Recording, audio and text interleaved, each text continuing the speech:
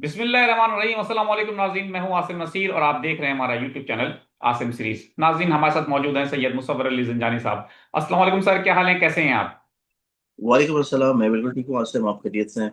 मैं बिल्कुल ठीक हूं सर, और माशाल्लाह आपकी पेशन गोइयां बड़ी दुरुस्त साबित हुई हैं। हमने देखा जंगबंदी के दौरान आपने जो कुछ कहा उसमें काफी हद तक हमने देखा कि पेशन गोइयां दुरुस्त साबित हुई। इसीलिए हम चाहते हैं कि आगे का मंजरनामा आपसे जानना चाहते हैं कि आपके इल्म की रोशनी में आप क्या समझते हैं, हमारे देखने वालों को क्या बताएंगे। अब बज़ाहिर तो जंगबंदी हो चुकी है 2 हफ्तों के लिए, पाकिस्तान में मुज़ाकरात के लिए भी कहा जा रहा है कि मुज़ाकरात पाकिस्तान में हो रहे हैं और पाकिस्तान इसको होस्ट कर रहा है। लेकिन उसके बावजूद कुछ इबहाम है, कुछ लेबनान के हवाले से जो कहा गया कि ईरान ने कंडीशन रखी थी कि लेबनान भी जंगबंदी में शामिल होगा, लेकिन हमने देखा कि इसराइल ने उस पर हमले भी किए। तो कुछ अब ऐसे बयान सामने आ रहे हैं दोनों ममालिक की जानिब से कि लगता है कि मुज़ाकरात में कोई बहुत बड़ी डेवलपमेंट होती शायद नजर नहीं आ रही है। हमारे दुआ है कि हो। लेकिन आपका इल्म क्या कहता है, ये जंगबंदी जो है ये क्या अमेरिका को सेफ पैसेज दिया गया है कि अमेरिका इस जंग से निकल जाए और इसराइल को कंटिन्यू करे, या आप समझते हैं कि आने वाले वक्तों में इस जंग बंदी में मुस्तकिल तौर पे ये जंग बंद हो सकती है, या आपको ये जंग मजीद अभी जारी नजर आती है? क्या कहेंगे सर आप?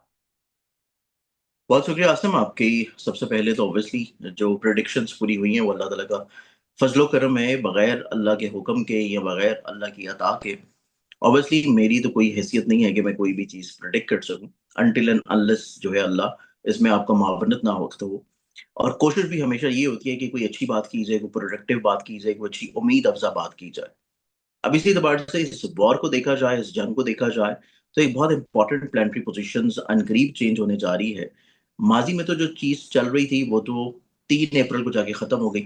क्योंकि हमने बात की थी अपने लास्ट प्रोग्राम में कि 23rd ऑफ फ़ेब से लेके 3rd ऑफ अप्रैल तक एक ख़राब पोज़ीशन आसमानी कौंसिल पे रहेगी, जिसे अंगारा योग के नाम से जाना जाता है। जी। और वही अंगारा योग की तबाहकारियाँ भी आपने देखी, ईरान के चार्ट में भी, इसराइल के भी, फिर उसके बाद उस पूरे खित्ते में, फिर यूएस के चार्ट में भी, और ऑब्वियसली ट्रंप इससे मुतासिर भी रहे। ट्रंप के आपने जैसे बयानात देखे पूरे महीने में, एक मखबूतुल हबासी वाली कैफियत थी कि उन्हें खुद नहीं समझ आता था वो क्या बयान दे रहे हैं, फिर उसके बाद उसकी क्लैरिफिकेशंस आती थी, फिर कुछ और बयान आ जाता था, और कभी कुछ कहा जाता था, कभी कुछ कहा जाता था। तो अब बेसिकली तौर के ऊपर अंगारा योग वाली कैफियत तो खत्म हो चुकी है। अब हम जिस पोज़ीशन पे अभी वक़्ती तौर के ऊपर स्टैंड कर रहे हैं, वो पोज़ीशन वक़्ती तौर पे यूँ फ़ील हो रहा है कि एक सीज़ फायर की कैफ़ियत चल रही है, लेकिन उस सीज़ फायर के बावजूद भी इज़राइल ने गज़ा के ऊपर हमले बंद नहीं किए, इज़राइल ने लेबनान के ऊपर हमले बंद नहीं किए, और इज़राइल शिकायतें करता है, और अपने ही उनके बहुत सारे पॉलिटिशियंस जो हैं, वो ट्वीट्स और बहुत सारे बयानात देते हुए नज़र आते हैं कि ये डिप्लोमैटिक शिकस्त है इसराइल की, कि फैसला सीज़ फायर का किया जा रहा है, लेकिन इसराइल जो कि इस जंग को शुरू करने वाला था, यूएस को इस जंग में घसीटने वाला था, ट्रंप को मैनिपुलेट करके, ब्लैकमेल करके इस जंग में धकेलने वाला था, उसको इस डिसीजन में किसी भी तौर के ऊपर शामिल नहीं किया गया। और डिसीजन होने के बाद उसको बता दिया गया कि सीज़ फायर हो चुका है, तो वहाँ पर रुक जाएँ। तो ये बहुत बड़ी डिप्लोमैटिक शिकस्त है इसराइल की। सेकेंडली तौर के ऊपर अगर देखा जाए तो नो डाउट पाकिस्तान को इसमें इज़्ज़त मिली है, इज़्ज़त मिलनी थी, माज़ी में भी मिली, आगे भी मिलेगी, और पाकिस्तान का हर गुज़रता साल, पाकिस्तान की इज़्ज़त के लिए, सालमियत के लिए, तरक्की के लिए, कामयाबी के लिए और मईशत के लिए, ये पाकिस्तान के लिए आप देखेंगे कि अनकरीब इंशाल्लाह चीज़ें मज़ीद और ज़्यादा बेहतर, पॉज़िटिव और बहुत ही ज़्यादा खुशकुन हो जाएँगी। अब सेकेंडरी तौर के ऊपर इम्पोर्टेंट ये है कि आया ये सीज़ फायर बरकरार रहेगा, या जैसा कि आप फरमा रहे हैं कि चीज़ें इबहम में हैं, तो नो डाउट ये इबहम अभी कायम रहेगा। क्योंकि हमारे पास आसमान के ऊपर जो प्लानिटरी पोज़ीशंस अभी नज़र आती हैं, मरकरी 11th ऑफ अप्रैल को अपने डेबिलिटेटेड हाउस में जा रहा है, और मरकरी का डेबिलिटेटेड हाउस इट मीन्स कि मरकरी रिप्रेज़ेंट करता है कम्युनिकेशन को, बातचीत को, और ना सिर्फ़ कम्युनिकेशन को, बातचीत को, बल्कि मरकरी इस चीज़ को भी रिप्रेज़ेंट करता है, कॉन्ट्रैक्ट को, सीज़फायर को, अमन को, किसी तौर के ऊपर चीज़ों को इस लिहाज से सुलझाने पे कि चीज़ें किसी भी तौर के ऊपर जो है वो आपकी थम जाएँ, और जो बातचीत हो रही है वो बड़े अमन से हो जाए। दोनों फ़रीक़ैन इसके ऊपर राज़ी हो जाएँ और उसमें कोई इख्तलाफ़ जन्म ना ले। तो ये चीज़ अभी वक़्ती तौर के ऊपर जो है वो इसमें रहेंगी, और ये चीज़ें किसी तौर के ऊपर चलेंगी 2 वीक्स, क्योंकि मरकरी जो है, मरकरी की ये डेबिलिटेटेड पोज़ीशन रहनी है 25th ऑफ अप्रैल तक।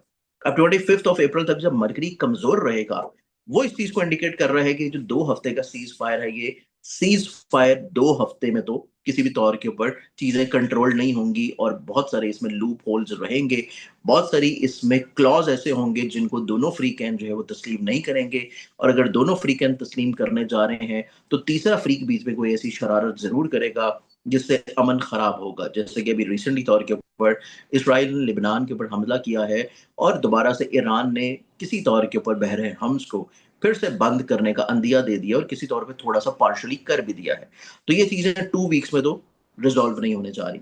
2 वीक्स में ये रिजॉल्व नहीं होंगी, ये जाके रिजॉल्व होंगी थर्ड और फोर्थ वीक में जाके, जब मरकरी अपनी डेबिलिटेटेड पोजीशन से निकलेगा, कमजोर कैफियत से बाहर निकल आएगा, तो तब चीजें किसी तौर के ऊपर इंशाल्लाह सुलझने की तरफ आएंगी। और सबसे इंपॉर्टेंटली तौर के ऊपर 2 मई को सन अपनी एग्जॉल्टेड डिग्रीज में आ रहा है, और सन एग्जॉल्टेड डिग्रीज में आने से मुराद ये है कि डोमिनेंसी, अथॉरिटी, सुपीरियरिटी, और किसी तौर के ऊपर लाठी के जरिए चीजों को कंट्रोल करने का जो मायने है, वो इस साल के शुरू में जो यूएस ने स्टार्ट किया था वेनेजुएला के ऊपर हमला करके सदर को उठा लेना, और उसके बाद ग्रीनलैंडर्स को ये धमकियां देते रहना, फिर पूरी दुनिया के ऊपर टैरिफ्स इंपोज कर देना, वही लाठी दोबारा से चलती हुई नजर आएगी, और वो लाठी चलेगी मंथ ऑफ मई के स्टार्टिंग में।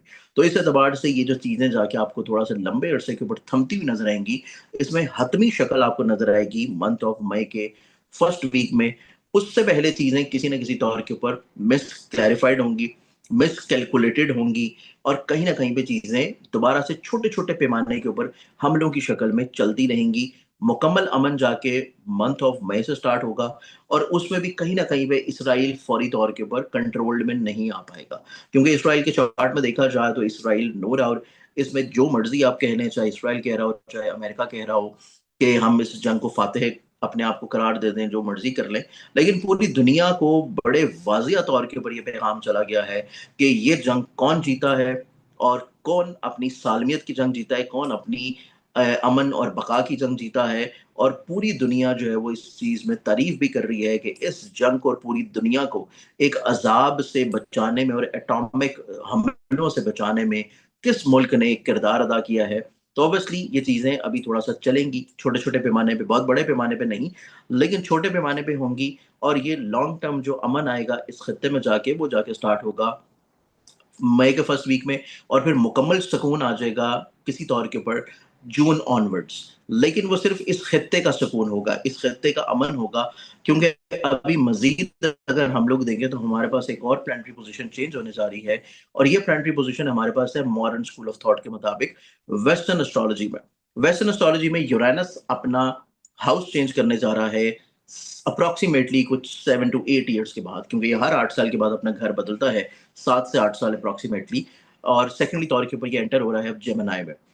84 ईयर्स पहले ये जेमिनाई में था, और 84 ईयर्स के बाद अब ये दोबारा जब जेमिनाई में एंटर हो रहा है, वो इस चीज की इंडिकेशन है कि जो 84 साल पहले दुनिया में हालात हुए थे, वही हालात कमोबेश इस दुनिया में रहते हुए नजर आते हैं। क्योंकि यूरानस रोलेट करता है ह्यूमन सिविलाइजेशन के साथ, यूरानस रोलेट करता है ह्यूमन टेक्नोलॉजीज के साथ, ह्यूमन कम्युनिकेशन के साथ, और एयर एलिमेंट में एंटर हो रहा है। और एयर एलिमेंट में एंटर होना इस चीज को इंडिकेट कर रहा है कि ये सिनेरियो 84 ईयर्स पहले जब हम इस मुल्क में देखें, तो ये हमारे पास रहा था 1914 से लेके अप्रोक्सीमेटली कुछ आई थिंक 19 कुछ एंड तक जाके। और वो इस चीज का टेन्योर था, और इस चीज की इंडिकेशन थी कि उस टाइम के ऊपर दुनिया में ना सिर्फ जो है वर्ल्ड वॉर चल रही थी, बल्कि उससे अगर हम पीछे चले जाएं तो ये एटीज की सेंचुरी जो थी, तब दोबारा से यूरेनस आया था जेमिनाई में। और वो टाइम वो था कि जब यूएस सिविल वॉर की कैफियत में था, अमेरिका में सिविल वॉर चल रही थी। और इसी दौरान जो रिसेंटली तौर के ऊपर ये 90s में जब आता है, तो वो टाइम था कि जिस टाइम के ऊपर सब कॉन्टिनेंट में डिवीजन होती है, और दो बड़े ममालिक किसी तौर के ऊपर दुनिया के खत्ते के ऊपर नजर आते हैं। तो अभी 7-8 साल का अरसा होगा अनकरीब यूरानस का जेमिनाई में, और वो इस चीज को रिलेट कर रहा है अगले आने वाले 7 से 8 साल में आपको पूरी दुनिया में बहुत बड़े पैमाने के ऊपर आपको तब्दीलियां नजर आएंगी। एक अपनी शनाख्त हासिल कर लेंगे, और किसी तौर के ऊपर जो पावर शिफ्ट है वो भी इन्हीं 7 से 8 साल में रहता हुआ नजर आएगा। बिल्कुल ठीक है सर, बहुत बहुत शुक्रिया। आपकी पेशन गोइयां पहले भी बहुत अच्छी हमने देखी हैं, और हमारी दुआ है कि आप जो कुछ भी कह रहे हैं, मई के आप जो कह रहे हैं कि अगले महीना हो सकता है उसमें बेहतरी हो। हमारी भी दुआ है कि हम चाहते हैं जंगबंदी मुस्तकिल तौर पे हो। आखिर में आप एक दफा फिर शुक्रिया अदा करेंगे सर, बहुत इंशाल्लाह। में वक्त देने के लिए। नाज़रीन, यहाँ हमारे वीलॉग का वक्त खत्म हुआ। मुझे और सैयद मुसव्वर अली जंजानी साहब को दें इजाजत। आखिर में हमारा वही पैगाम है, मुस्कुराएं, प्यार बांटें और अपने आसपास के लोगों का ख्याल रखें। अल्लाह हाफिज।